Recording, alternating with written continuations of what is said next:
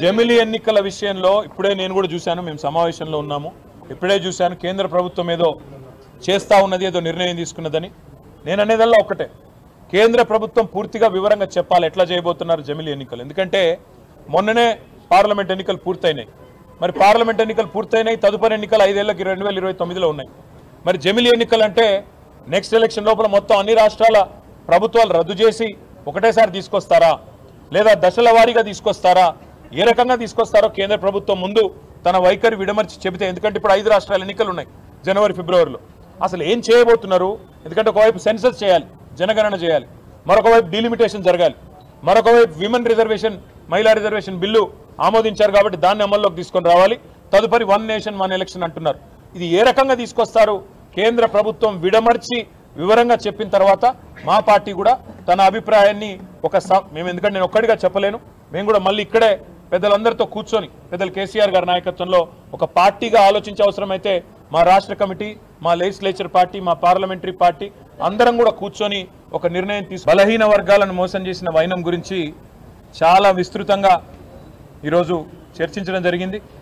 దాదాపుగా 20-25 మంది తమ తమ అభిప్రాయాలను పూర్తి స్థాయిలో మరి వివరంగా చెప్పడం కూడా జరిగింది.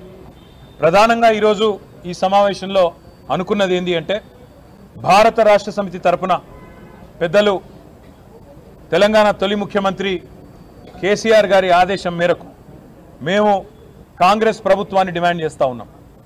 మీరు ఖచ్చితంగా కామారెడ్డిలో ఇచ్చిన బీసీ డిక్లరేషన్లోని ప్రతి హామీని అమలు చేసేదాకా తప్పకుండా ప్రధాన ప్రతిపక్షంగా మీ వెంటబడతాం. రాష్ట్రంలోని బలహీన వర్గాల పక్షాన మిమ్మల్ని అడుగడుగున నిలదీస్తూనే ఉంటామనే మాట నేను విజ్ఞప్తి చేస్తూ ఉన్నా.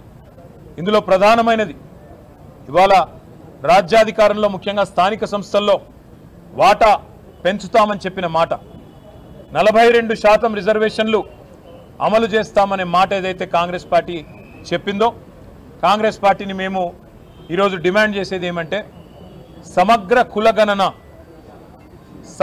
కులగణన వెంటనే స్టార్ట్ చేయండి, మాటలకే పరిమితం కాకండి. సమగ్ర కులగణన వెంటనే ప్రారంభించి మరి 42% రిజర్వేషన్ల అమలును కూడా చట్టబద్ధం చేయాలని, నవంబర్ 10 లోపల ఈ ప్రక్రియ పూర్తి చేయాలని చెప్పి మేము డిమాండ్ చేస్తూ ఉన్నాం. ఎందుకంటే మాట ఇచ్చి సరిగ్గా నవంబర్ 10కి సంవత్సరం నిండుతుంది కాబట్టి నవంబర్ 10 లోపల ఈ కార్యక్రమాన్ని పూర్తి చేయాలని, ఒకవేళ మీరు చేయని పక్షంలో తప్పకుండా బలహీన వర్గాల బిడ్డల తరపున భారత రాష్ట్ర సమితి మరి పెద్దలు కేసీఆర్ గారితో కూర్చొని మేమందరం కూడా చర్చించి తప్పకుండా ఏ రకంగా ముందుకు పోవాలి, మరి కాంగ్రెస్ కనుక మాట తప్పితే అనే విషయాన్ని కూడా ఆలోచించి ప్రకటిస్తామని చెప్పి కూడా తెలియజేస్తా ఉన్నాం. దాంతోపాటు కాంగ్రెస్ పార్టీ ఆనాడు ఇచ్చిన మాట, 1,00,000 కోట్ల బడ్జెట్ పెడతాం బీసీలకు అని చెప్పిన మాట మొదటి సంవత్సరంలో తప్పారు. కేవలం 8,000 కోట్లకు మాత్రమే పరిమితమైనారు. మేము ఈరోజు డిమాండ్ చేస్తూ ఉన్నాం, మరి రాబోయే ఫిబ్రవరి మార్చిలో పెట్టే బడ్జెట్లో 25 నుంచి 30,000కు తగ్గకుండా బలహీన వర్గాలకు బడ్జెట్ పెట్టాలి. బీసీ సబ్ ప్లాన్ కూడా మీరే మాట ఇచ్చారు. ఎట్లా అయితే ఎస్సీ సబ్ ప్లాన్ ఉన్నదో అట్లాగే బీసీ సబ్ ప్లాన్ కూడా పెడతామన్నారు. తప్పకుండా బీసీ సబ్ ప్లాన్ కూడా పెట్టాలి. అవసరమైతే అక్టోబర్-నవంబర్ సెషన్లో పెట్టాలి, లేదంటే వచ్చే బడ్జెట్ సెషన్లో పెట్టి 25 నుంచి 30,000 కోట్లకు బడ్జెట్ తగ్గకుండా పెట్టాలని చెప్పి కూడా మేము డిమాండ్ చేస్తూ ఉన్నాం. దాంతోపాటు పెద్దలు మన్సూనాచారి గారి నేతృత్వంలో ఒక బృందం, సీనియర్ నాయకుల బృందం ఒకటి తమిళనాడులో ఏ రకంగా మరి 68-69% రిజర్వేషన్ అక్కడ అమలు అవుతా ఉన్నది అధ్యయనం చేసి ఈ ప్రభుత్వానికి ఇక్కడ అవసరమైతే కొన్ని సూచనలు చేయడానికి కూడా వెళ్ళాలని చెప్పి కూడా ఒక నిర్ణయం తీసుకున్నాం. దాంతోపాటు బీసీ డిక్లరేషన్లో భాగంగా ఈ కాంగ్రెస్ పార్టీ ఇచ్చిన మరొక మాట, ఎంబీసీలకు కూడా ఒక మంత్రిత్వ శాఖ ఏర్పాటు చేస్తాం, మోస్ట్ బ్యాక్వర్డ్ క్లాసెస్ అని చెప్పారు. కానీ ఇప్పుడు రాష్ట్రంలో ఉన్న 12 మంది, ముఖ్యమంత్రితో కలిపితే ఉన్న 12 మంది మంత్రివర్గ సభ్యుల్లో కేవలం 2 మాత్రమే బీసీ మంత్రులు ఉన్నారు. అందుకే రాష్ట్ర ప్రభుత్వాన్ని డిమాండ్ చేసేది, రాబోయే 6 మంత్రులు ఏవైతే ఇంకా మీరు ఏర్పాటు చేయాలి, 6 మంత్రులు ఎవరైతే మీరు నింపాలో అందులో తప్పకుండా ఎంబీసీలకు కూడా మీరు ఇచ్చిన మాట ప్రకారం మంత్రిత్వ శాఖ ఏర్పాటు చేయండి. ఎంబీసీలకు కూడా మీరు ఇచ్చిన మాట ప్రకారమే మంత్రిత్వ శాఖ కేటాయించాలని చెప్పి కూడా మేము డిమాండ్ చేస్తూ ఉన్నాం. దాంతోపాటు ఈ రాష్ట్రంలోని బలహీన వర్గాల సమస్యలు కూడా విస్తృతంగా మేము చర్చించడం జరిగింది. ఇప్పటికి 22 మంది నేతన్నలు కాంగ్రెస్ ప్రభుత్వం వచ్చిన తర్వాత ఆత్మహత్యలు చేసుకున్నారు. చాలా ఇబ్బందుల్లో ఈరోజు నేతన్నకు చేయూత, చేనేత మిత్ర, అదేవిధంగా బతుకమ్మ చీర, క్రిస్మస్, అదేవిధంగా రంజాన్ మరియు కేసీఆర్ కిట్లలో పెట్టే చీరలన్నీ కూడా గతంలో రాష్ట్రంలోని నేతన్నలకే మా ప్రభుత్వం ఇచ్చేది. ఇవాళ ఆ కార్యక్రమాలన్నింటినీ కూడా ఈ ప్రభుత్వం రద్దు చేసింది. అందువల్ల నేతన్నలు సంక్షోభంలో ఉన్నారు. వారిని వెంటనే ఆదుకోవాలని చెప్పి మేము డిమాండ్ చేస్తూ ఉన్నాం. అదేవిధంగా చేపపిల్లల పంపిణీని గతంలో కేసీఆర్ గారి నాయకత్వంలో రాష్ట్రంలోని మత్స్యకారుల కోసం, గంగపుత్రులు కావచ్చు, ముదిరాజులు కావచ్చు, వారి కోసం 30,000 కోట్ల రూపాయల మత్స్య సంపద సృష్టించిన ఘనత కేసీఆర్ గారిది. ఉచితంగా చేపపిల్లల పంపిణీ కార్యక్రమాన్ని చేపట్టి ఇవాళ చేపపిల్లల పంపిణీని కూడా ఈ ప్రభుత్వం చేయలేకపోతున్నది, ఆపేసింది. రాష్ట్రంలోని మత్స్యకారుల పొట్టగొడుతున్నది.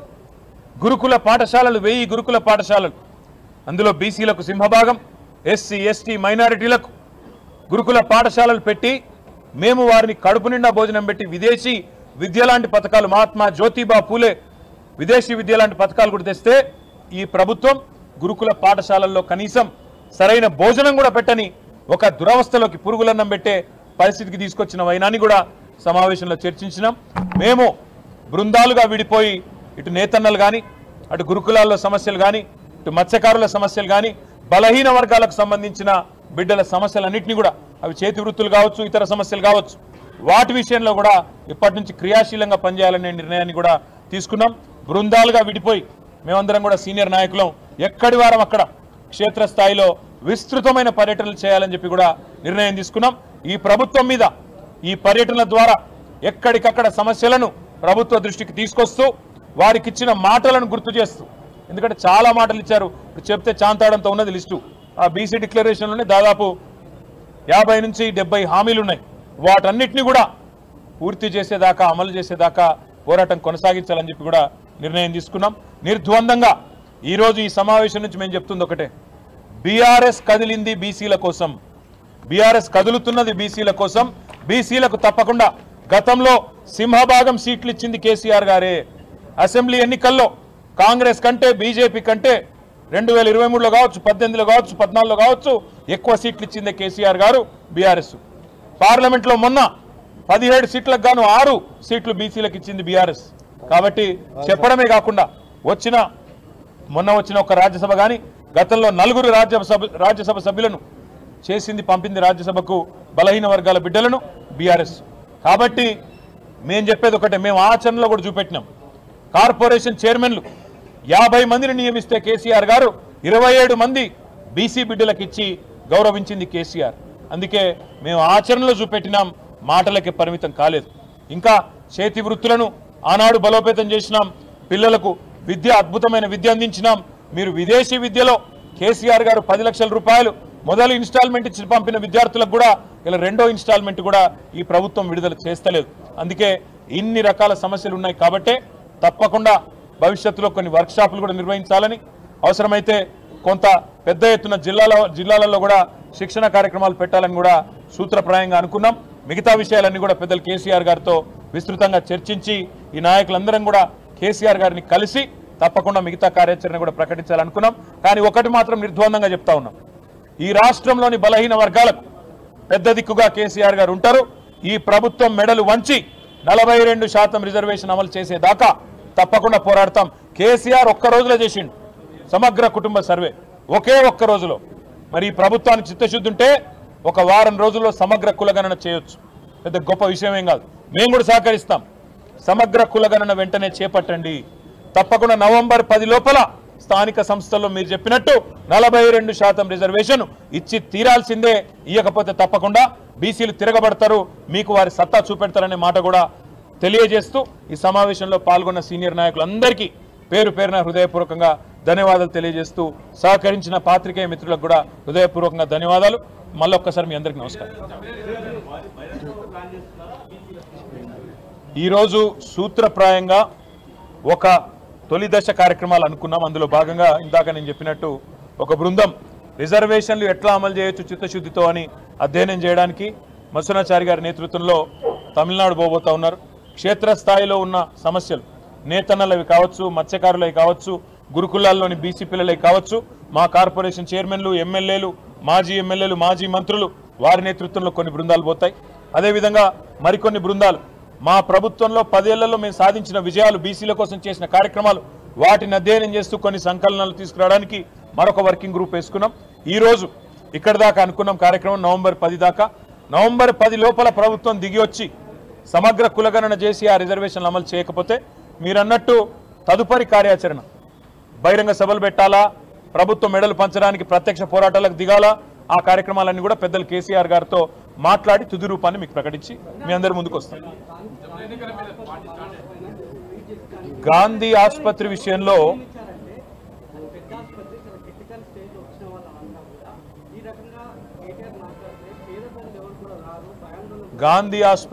నేను చెప్పేది ఒకటే, ఈ ప్రభుత్వం పరిపాలనలోకి వచ్చిన తర్వాత గురుకులాల్లో పిల్లలకు బువ్వ లేదు, సరిగ్గా పేదల ప్రాణాలకు విలువ లేదు. గాంధీ ఆసుపత్రి ఒకనాడు మీరు అంటున్నారు పెద్ద ఆసుపత్రి, ఇక్కడ చాలా మంది వస్తారండి. కోవిడ్ సమయంలో ఇదే గాంధీ ఆసుపత్రి కదా వేలాది మంది ప్రాణాలు కాపాడింది. నడిపేవని సత్తా బట్టి ఉంటుంది, అంతేగాని కుంటి సాకులు ఎత్తుకోవడం కాదు. ఒక్క నెలలో, ఆగస్టు నెలలో 68 మంది పిల్లలు, 14 మంది బాలింతలు మరణించిన మాట వాస్తవం కాదా? 82 మంది ఒక ఆసుపత్రిలో మరణించింది వాస్తవం కాదా? దాన్ని సరిచేయాల్సుకోవాల్సింది పోయి, దాన్ని పట్టించుకోవాల్సింది పోయి, సమీక్ష చేసుకోవాల్సింది పోయి ఇవాళ డెంగ్యూలు, మలేరియాలు, అదేవిధంగా చికెన్ గున్యాలు రాష్ట్రంలో స్వైర విహారం చేస్తున్నాయి. అవసరమైతే హెల్త్ ఎమర్జెన్సీ డిక్లేర్ చేయండి. అవసరమైతే మిగతా ఆసుపత్రుల్లో కూడా మందులకు పైసలు లేవట, ఈరోజు పిచికారి కొట్టేందుకు పైసలు లేవు, శానిటేషన్కు పైసలు లేవు, ఇస్తలేరు.